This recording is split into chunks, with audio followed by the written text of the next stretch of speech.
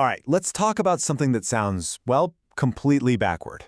What if the most powerful, world-changing ideas actually come from things that seem totally and utterly useless? I know, it sounds ridiculous, but stick with me here, because this might just change how you think about creativity itself. Just let that one sink in for a second. Ridiculous and useless ideas are the milk and lap of the mother who nurses innovation. Oh, that's not just a nice little saying, is it? It's making a huge claim that the very things we're all taught to just dismiss, the silly stuff, the impractical daydreams, are actually the essential food for any kind of real, groundbreaking new idea. And right away, that just feels wrong, doesn't it?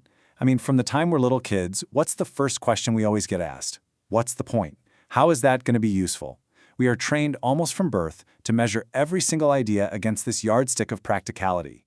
So how on earth could uselessness be a good thing? So let's dive into that. Let's really challenge this obsession we have with things being useful right away. What if, just what if, our constant demand for usefulness is actually kind of like a poison for our most creative thoughts? I mean, just think about how deep this conditioning really goes. It starts at home, right? Then it's hammered into us at school with every project that needs a clear goal. And then, forget about it. In the workplace, it becomes an absolute law. Every single proposal needs a business case, a clear, predictable outcome. It's so normal, we don't even see it as a choice anymore. And here's the real kicker. This constant pressure for an idea to be useful right now is toxic to genuine innovation. It literally kills the kind of thinking that doesn't just make something a little bit better, but completely changes the game. It forces us to only think inside the box, to only chase ideas that have a guaranteed short-term payoff. And it's really important to be clear here. Not all progress is the same thing. On one side, you've got incremental improvement. Think of the Kaizen philosophy, making existing systems better and more efficient. Super valuable stuff, but it's not what we're talking about today. On the other side, you have true innovation. This stuff breaks the rules. It doesn't just make the candle burn brighter, it invents the light bulb.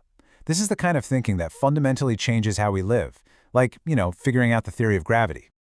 So, if being obsessed with usefulness is the trap, what's the way out? Well, it might mean we have to learn to embrace what looks, at first, completely and totally ridiculous.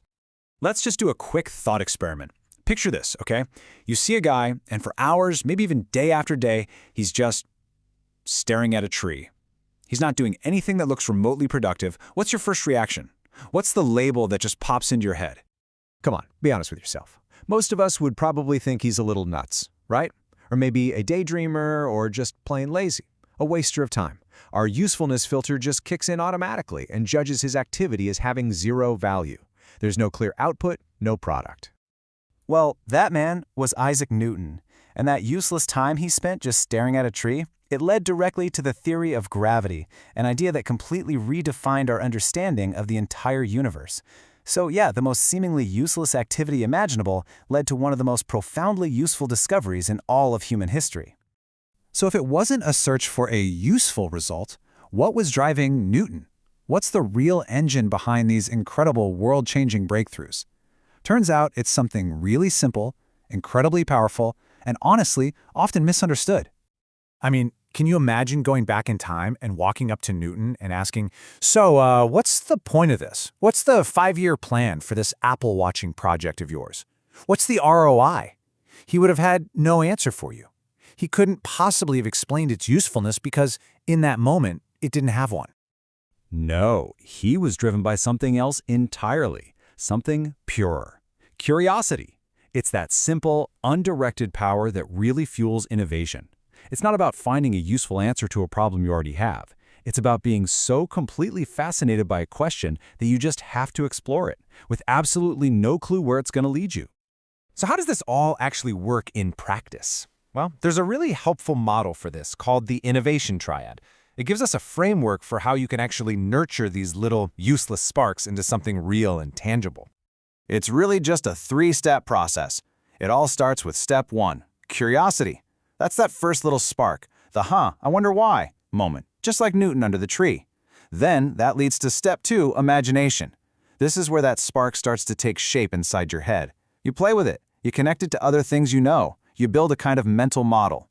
And finally, that brings us to step 3, creativity. This is the moment you bring that internal idea out into the real world, maybe as a theory, a piece of art, or a prototype. So what this whole triad really shows us is that game-changing innovation doesn't start with a demand for usefulness. It starts with a tiny, fragile little spark of curiosity. And that spark has to be protected and nurtured by your imagination before it can ever be expressed through creativity.